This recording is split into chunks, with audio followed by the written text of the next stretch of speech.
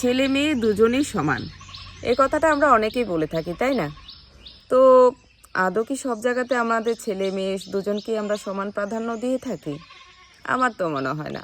যারা ঠিক আছে, অনেকে বলতে পারে দেখুন মেয়েরা এখন কিন্তু ওই জায়গাতে পৌঁছে গেছে, সেই জায়গাতে পৌঁছে গেছে, মেয়েরা এখন পাইলট হচ্ছে, রকেট চালাচ্ছে, সায়েন্টিস্ট হয়ে গেছে, অনেক কিছু হয়ে গেছে।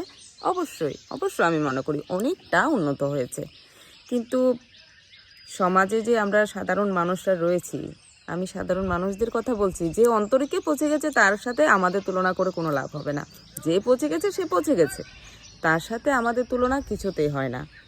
তো সমাজে যেহেতু বেশিরভাগ মানুষই এখনও আমরা মাটি কামড়ে বসে আছি, মাটিতে বসবাস করছি, তো তাদেরকে নিয়ে বোধহয় একটুখানি চিন্তা করা দরকার, তাই না?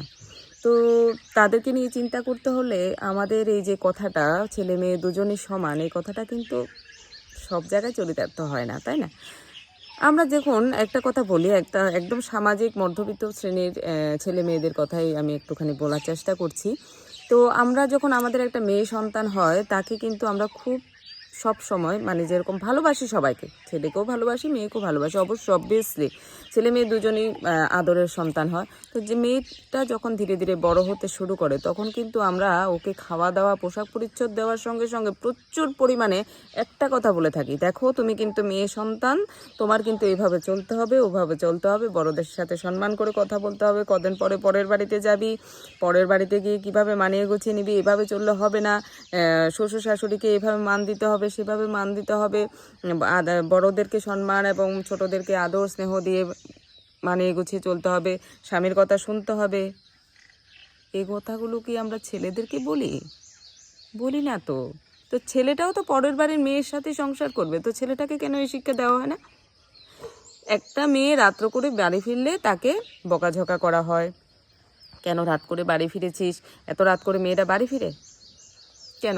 এই কথাটা এই কথাটা যদি আমরা আমাদের ছেলেদেরকে বলি, তাহলে কি খুব বেশি ক্ষতি হয়ে যায়? ছেলেদেরকে যদি আমরা এই শিক্ষাটা দিই যে দেখো তোমাকেও বড় হয়ে কিন্তু পরের বাড়ির একটা মেয়ের সাথে সংসার করতে হবে, মানিয়ে গুছিয়ে নাও, শিখো কি করে পরের সাথে কথা বলতে হয়, বড়দের সম্মান দিতে হয়, শ্বশুর শাশুড়ির সাথে ভালো ব্যবহার করতে হয়, বউর সাথে ভালো ব্যবহার করতে হয়, এই শিক্ষাগুলোকে আমরা ছেলেদেরকে দিই না তো। তো দিলে কি ক্ষতি বলুন তো? কি ক্ষতি বলুন তো? ছেলেদেরকেও যদি আমরা এরকম বলে দিই যে রাত্রে করে বাড়ি ফিরলে কিন্তু তোর বাবা বকুনি দেবে, বা তোর কিন্তু এটা ঠিক না, মানুষে খারাপ বলবে এত রাত করে ছেলেরা বাড়ি ফিরলে, এই কথাগুলো মেয়েদের ক্ষেত্রে যে কোনো আমরা বলি, সেরকম যদি আমরা ছেলেদেরকেও বলি, বোধহয় আমার মনে হয়, একেবারে সম্পূর্ণ আমার মতামত, যে বোধহয় কিছুটা উন্নতি আমাদের সমাজের হতো। আর যে নরকীয় ঘটনাগুলো আমাদের সমাজে ঘটে থাকে, সেগুলোর থেকেও বোধহয় কিছুটা পার পাওয়া যেত। কারণ দেখুন, আইন আদালত সব কিছু, আইন সবসময় অন্ধ, প্রমাণ চায়, আর প্রমাণ কার কাছে লোপাট হয়ে যায়? অর্থের কাছে। তো অতএব আমার মনে হয় আইন আদালতের চাইতে আমাদের সমাজকে আরও সুন্দর করে, আরও পরিচ্ছন্নভাবে গঠন করতে হলে অবশ্যই কিন্তু আমাদের নিজেদেরকে পরিবর্তন করতে হবে। আর এই পরিবর্তন করতে হলে ছেলে মেয়ে দুজনকেই একই রকম শিক্ষায় শিক্ষিত করতে হবে। ধন্যবাদ সবাইকে, ভালো থাকবেন সকলেই, নমস্কার।